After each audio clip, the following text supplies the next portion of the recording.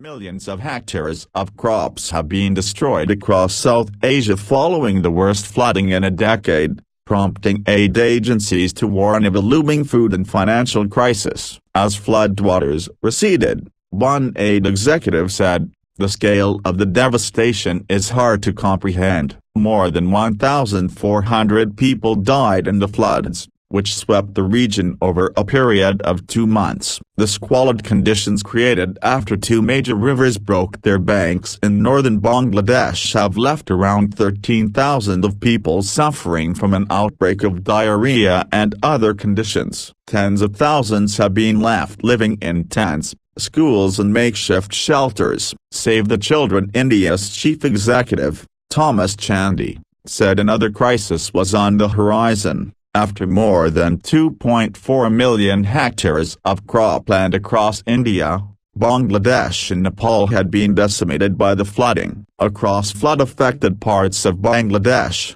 India and Nepal, millions of people have lost their main source of income, whether it be from destroyed crops and dead livestock, damage suffered to local businesses or because they are displaced. He said, "Most often it's the poorest families who are worst affected, the ones who really cannot afford a month or two without any income." He added, "While it's positive to see some of the floodwaters receding in Bihar and other areas, enabling people to move around and go to see what's left of their homes, the scale of devastation is hard to comprehend. Some communities have been totally wiped out, with not a building left undamaged." He said, the agency estimated 17 million children needed help with protection, health care and basic nutrition in India alone.